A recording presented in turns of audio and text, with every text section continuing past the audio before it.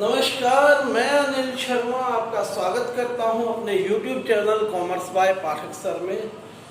आज जैसा कि आप जानते हैं हमारा second chapter principles of management खत्म हो चुका है और उम्मीद करता हूं आपने वो सोल्व भी कर लिया होगा और उसको आपने समझ लिया होगा। आज हम एक नया चैप्टर शुरू करने वाले हैं, chapter number 3, business environment. Business environment क्या होता है, इसकी बेसिक समझ हम इससे बनाएंगे। आज की वीडियो में इंट्रोडक्टरी वीडियो रहने वाली है। आज बिजनेस एनवायरनमेंट, दो चीजें हैं यहां पर, बिजनेस प्लस एनवायरनमेंट।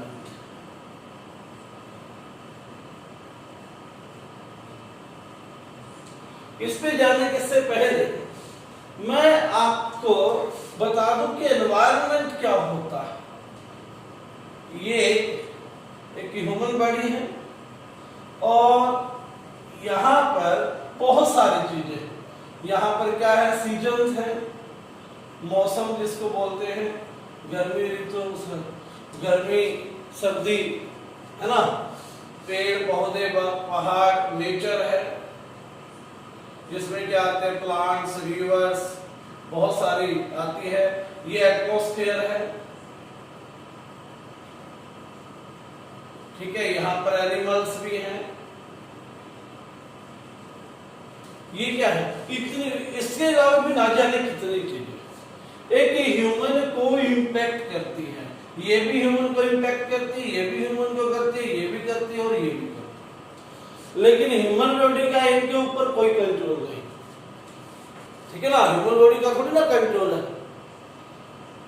आजकल हमने अपने आप को उसके अकॉर्डिंग ढालने की कोशिश करी है। गर्मी पर हमारा कोई कंट्रोल नहीं, हमने उसके साथ एडजस्टमेंट करने के लिए पंखा चला दिया, ठीक है ना। हम क्या करते हैं, एडजस्टमेंट करते हैं। तो ऐसे ही बिजनेस जो है, बिजनेस व्यवसाय, उसके चारों तरफ, जैसे ह्यूमन बॉडी के चारों तरफ एक एनवायरनमेंट है जो ह्यूमन को क्या करता है, इंपैक्ट करता है। ऐसे ही बिजनेस के भी बाहर, मान लो ये आपका बिजनेस है, इसके बाहर भी बहुत सारे फैक्टर्स हैं, जैसे इकोनॉमिकल फैक्टर, ठीक है। जैसे रिसेशन आ गई, मंदी आ गई जिसको बोलते हैं, तेजी आना, सीजन आ जाना, सरकार के द्वारा कोई पॉलिसी ले आना, इकोनॉमी के लिए इंडस्ट्रियल पॉलिसी ले आई, बजट पास हुआ, उसमें किसी बिजनेस को बेनिफिट हुआ, किसी को लॉस हुआ, तो इन सबका किस पे पड़ रहा है, इम्पैक्ट बिजनेस पर। ऐसे ही पॉलिटिकल पार्टीज का भी पॉलिटिकल एनवायरनमेंट होता है, सरकार का बदलना, सरकार का गिरना, ये बिजनेस को क्या करता है, इंपैक्ट करता है। आप देखोगे जब क्या होते हैं, इलेक्शन होते हैं, उस टाइम शेयर मार्केट बड़े स्टेडी मूड में होती है, और जैसे ही इलेक्शन ओवर हुआ उस पर या तो प्रॉफिट हो गया या लॉस हो गया, एकदम से इंपैक्ट दिखेगा, रिफ्लेक्शन दिखेगा बिजनेस। इसके अलावा लीगल कानून बहुत सारे बनते हैं बिजनेस के लिए, ठीक है। अलग अलग बिजनेस के लिए अलग अलग तरह का लीगल फ्रेमवर्क है। सोशल इंपैक्ट, फेस्टिवल आता है तो बिजनेस की सेल बढ़ जाती है, नॉर्मल डे में कम रहती है। यहां मांस खाना ज्यादा अच्छा नहीं समझते इंडिया में, ये क्या है, सोशल, उसकी सोसाइटी से जुड़े हुए भी। ऐसे ही बहुत सारी असंख्य चीजें हैं जो बिजनेस को इंपैक्ट करती है, लेकिन ये बिजनेस के अंदर नहीं, बिजनेस के बाहर। यानी कि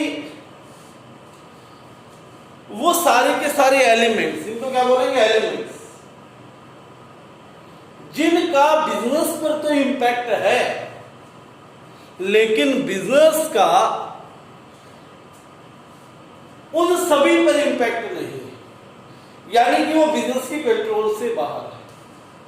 वो सारे के सारे फैक्टर्स कंबाइंड तौर पे क्या कहलाते हैं, बिजनेस एनवायरनमेंट कहलाएंगे। वो सारे के सारे फैक्टर्स कंबाइंड तौर पर क्या कहलाएंगे, बिजनेस एनवायरनमेंट कहलाएंगे। ये याद रखना है।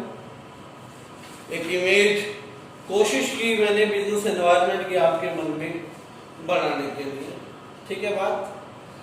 अब एनवायरनमेंट क्या होता है, एक प्रॉपर डेफिनेशन मैं आपको बता देता हूं। बिजनेस एनवायरनमेंट क्या है? बिजनेस एनवायरनमेंट क्या है? Business environment refers to business environment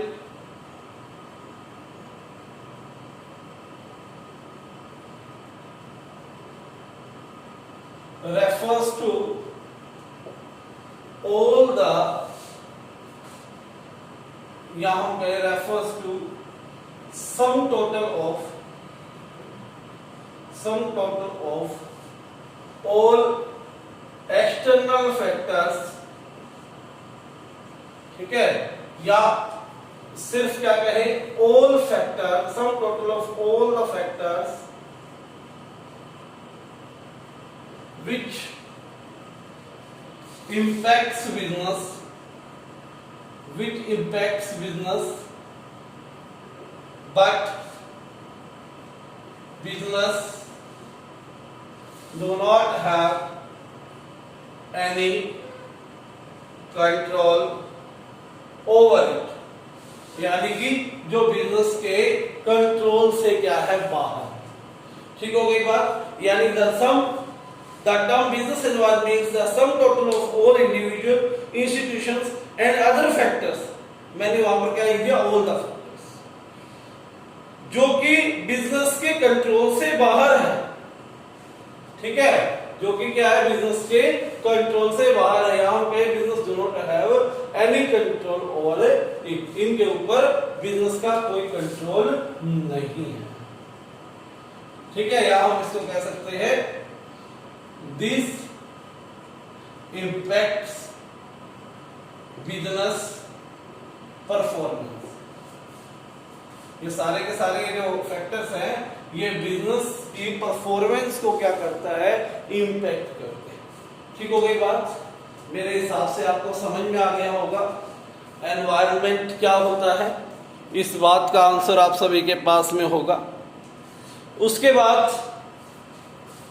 environment, business environment कितने टाइप का होता है? देखिए, दो टाइप का होगा। नंबर एक जनरल एनवायरनमेंट और दूसरा जनरल एनवायरनमेंट और सेकेंड स्पेसिफिक एनवायरनमेंट।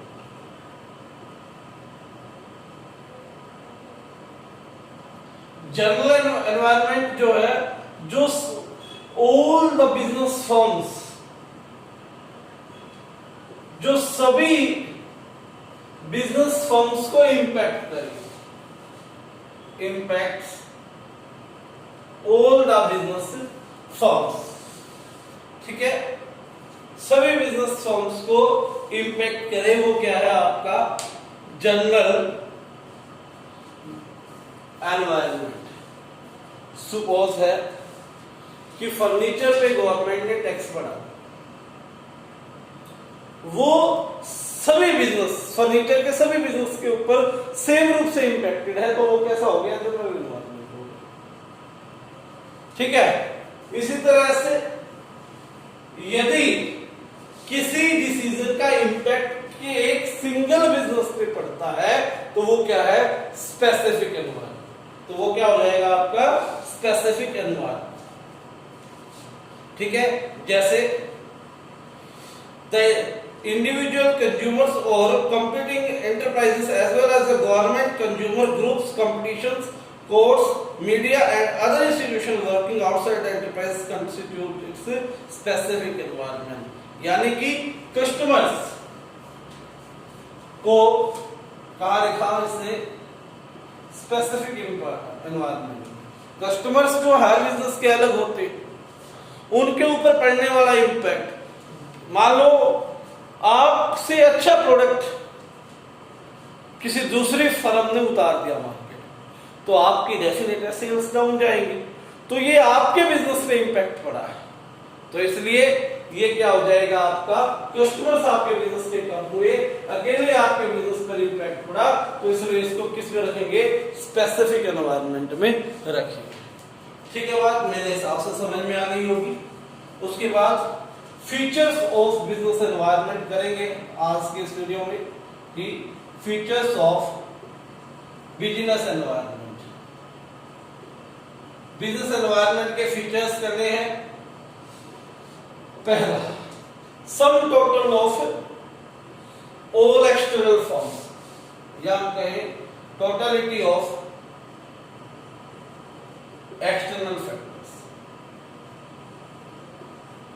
इनमें मेजर तौर पर उन फैक्टर्स की बात करते हैं जो बिजनेस के बाहर, पॉलिटिकल यानी कि गवर्नमेंट, इकोनॉमिक फैक्टर्स, सोसाइटी के फैक्टर्स, ये सारे के सारे बिजनेस के बाहर होते हैं और ये बिजनेस के कंट्रोल से बाहर होते हैं, और कंबाइंड तौर पर इनका इंपैक्ट बढ़ता है। तो टोटलिटी ऑफ एक्सटर्नल फैक्टर्स इसके लिए इसमें लिखा है। दूसरा, जैसे मैंने बताया आपको, दो तरह का होता है, स्पेसिफिक एंड जनरल। अभी मैंने समझाया था जनरल सभी बिजनेसेस पे एक प्रकार एक जैसा इंपैक्ट डालता है, और स्पेसिफिक किसी एक पर्टिकुलर बिजनेस पर इंपैक्ट डालता है।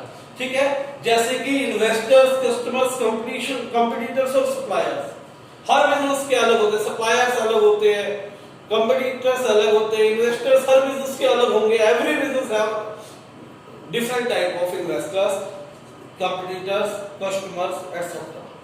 ठीक है, इसलिए क्या ये हर बिजनेस को इंडिविजुअली इंपैक्ट करते हैं, तो स्पेसिफिक है। और जनरल क्या होते हैं, जैसे social, political, legal, technological conditions जो है वो जनरल में रखी गई है, क्योंकि उनमें आने वाला चेंज सभी बिजनेस को सेम रूप से क्या करेगा, इंपैक्ट करेगा। तीसरा है इंटर रिलेटेड। तीसरी बात क्या है इसमें, इंटर रिलेटेड, एक दूसरे से, एक फैक्टर दूसरे से रिलेटेड है। ठीक है, जैसे पॉलिटिकल फैक्टर की अगर मान लीजिए हम बात कहें, गवर्नमेंट ने कोई किसी बिजनेस के प्रति कहा कि इस बिजनेस पे टैक्स लगाना है। ठीक है, टैक्स लगाने से वस्तुएं बढ़ जाएंगी, वस्तुएं महंगी हो जाएंगी, प्राइसेस बढ़ जाएंगे। प्राइसेस बढ़ने से क्या होगा, उसकी डिमांड में कमी आएगी। डिमांड में कमी आना कैसा, इकोनॉमिकल फैक्टर। ठीक है, गवर्नमेंट का जो नोटिफिकेशन आया था टैक्सेस बढ़ाने का, वो कैसा था, ठीक है ना।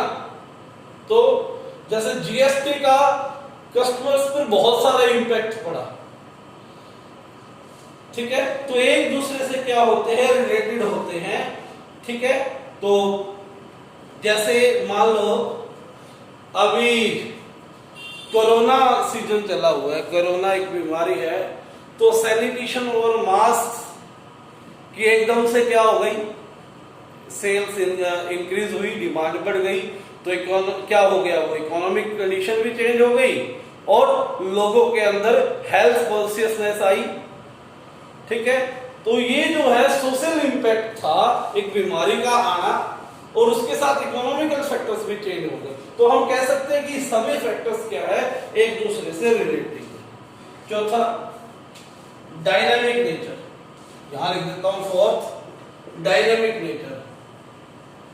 इस एनवायरनमेंट का, बिजनेस एनवायरनमेंट का नेचर कैसा है, डायनामिक। किसी ना किसी पार्ट में कोई ना कोई चेंज आता रहता है। आज मान लो टेक्नोलॉजी नई आई है किसी प्रोडक्ट के लिए, कल पॉलिटिकल जो है कोई नोटिस आ गया, परसों कंपटीटर, एक नया कंपटीटर मार्केट में आ गया, यानी कि इसमें हर रोज चेंज आता रहता है। एक अच्छा बिजनेस वही है जो अपने बिजनेस एनवायरनमेंट को लगातार स्कैन करता रहता है कि उसके एनवायरनमेंट में मेरे लिए क्या चुनौती आ गई। ठीक है, मान लो एक व्यक्ति जो है एक प्रोडक्ट बनाता है, समथिंग वेरी चीप रेट, अपने अकॉर्डिंग वो बड़े सस्ते दाम पर कॉपी बनाता, मान लो जो नोटबुक है ना आपकी बना रहा है, नोटबुक बड़ी आसानी से, उसका कई साल से बिजनेस चल रहा है। अभी क्या आया कि उसको नोटिस में आया कि एक कंपटीशन में, उसके कंपटीशन में एक एमएनसी कंपनी उतर रही है इंडियन मार्केट, तो तुरंत निश्चित बात है उसका जो प्रोडक्ट है एमएनसी के सामने ढीला पड़ेगा। अब उसको अपने प्रोडक्ट को भी बनाना पड़ेगा और प्राइस भी ऐसा रखना पड़ेगा कि लोग एमएनसी की ओर ना हो। तो ये थ्रेट केवल तभी पहचान पाएगा वो जब क्या होगा, वो अपने एनवायरनमेंट को स्कैन करेगा। ठीक है, आपको अपने एनवायरनमेंट पे लगातार नजर बना के रखनी होती है कि किस सेक्टर में क्या चेंज आ रहा है। जब आप एनवायरनमेंट को स्कैन करते हो, ठीक है, तभी आपका बिजनेस सक्षम रहता है। तो कहीं ना किसी सेक्टर में चेंज आते रहते हैं, तो इसके आधार पर हम क्या कह सकते हैं, एनवायरनमेंट कैसा है, डायनेमिक नेचर का। ठीक है, उसके बाद अनसर्टेनिटी, फिफ्थ पॉइंट है अनसर्टेनिटी।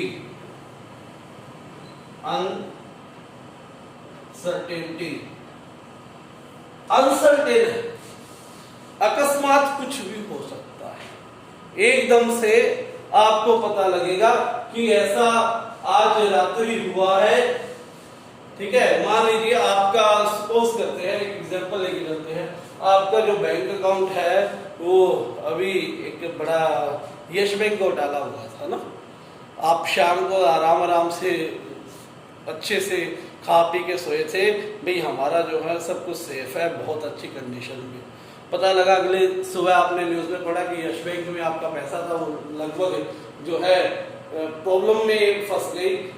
आपको एकदम से क्या हुआ, माइंड में अटैक आया। माइंड में अटैक आने का मतलब माइंड में शौक हुआ कि मेरा सारा का सारा पैसा यस बैंक में। उन्होंने लगाते कि आप तो 50,000 ही निकाल सकते हो एक दिन। तो इस बात का बड़ा नेगेटिव इम्पैक्ट पड़ेगा। ठीक है, तो अनसर्टेन है।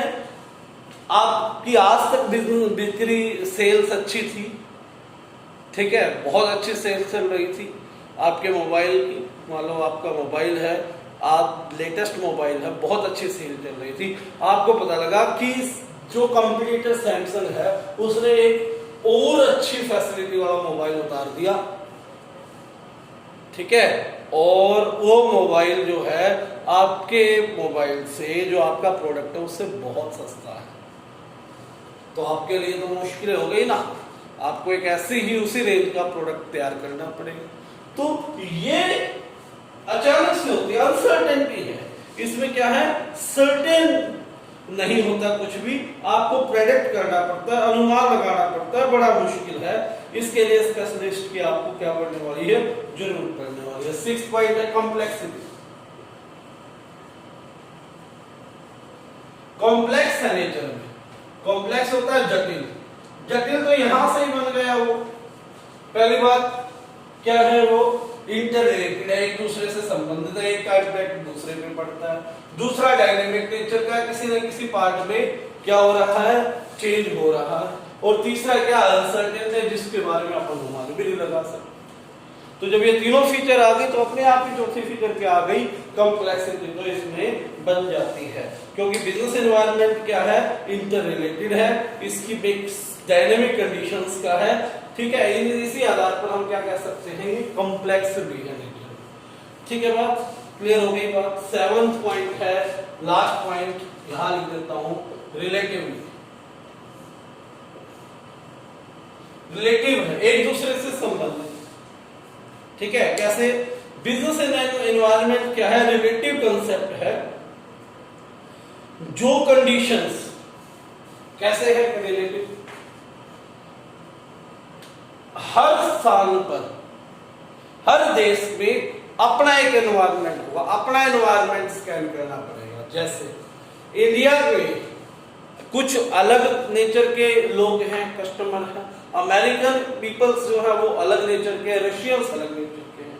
आप यहाँ पर, यहाँ इंडिया में यहाँ के लोगों के अनुसार सोचकर ही एनवायरनमेंट को स्कैन कर सकते हो। अमेरिका में उन लोगों के अकॉर्डिंग अपनी पॉलिटिकल कंडीशंस, इकोनॉमिक कंडीशंस के अकॉर्डिंग ही आपको क्या करना पड़ेगा, तैयारी करनी पड़ेगी। इसलिए हर देश से रिलेटिव, वहां के एनवायरनमेंट से रिलेटेड, वहां की कंडीशंस के से रिलेटेड आपने क्या करना है, स्कैन करना है, एनवायरनमेंट को समझना है।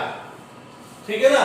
तो जब देश से संबंधित, स्थान से संबंधित आप एनवायरनमेंट को स्टडी करते हो तो वो क्या आ जाएगा, रिलेटिविटी आ जाएगा। उसको क्या बोलेंगे, रिलेटिविटी। वो स्थान से रिलेटिव करता है। ठीक है ना बात, किससे रिलेट करता है, स्थान से रिलेटिव। समझ में आ गई बात। एक बहुत अच्छा एग्जांपल हम ये भी सेट करते हैं कि यहाँ इंडिया में सिंदूर एक क्या है, हमारी सोशल इमेज है कि शादीशुदा औरतों को सिंदूर लगाना जरूरी। इटली या जापान में ऐसा नहीं है। ठीक है ना, वहां इसकी सेल ही नहीं। यहाँ पे साड़ी, भारत में क्या है, बिल्कुल बहुत ज्यादा सेल है साड़ी की, लेकिन विदेशों में साड़ी की सेल नेग्लेक्ट है। इटली में है ही नहीं, भारत में बहुत ज्यादा। तो वहां पर हम साड़ी की दुकान खोल के थोड़ी ना बैठ सकते। भाई भारत में भी कर रही थी, चलो वहां भी साड़ी की दुकान खोल लेते हैं, ऐसा नहीं होगा। वहां हमें उनके कल्चर के अकॉर्डिंग, उनके एनवायरनमेंट के अकॉर्डिंग ही क्या करना पड़ेगा, अपने एनवायरनमेंट को स्कैन करना पड़ेगा। तो आज के लिए इतना ही। ठीक है, ये पहली वीडियो थी एनवायरनमेंट की, जो आपने अच्छे से देखी। उम्मीद करता हूं देखकर आपने सीख लिया। धन्यवाद।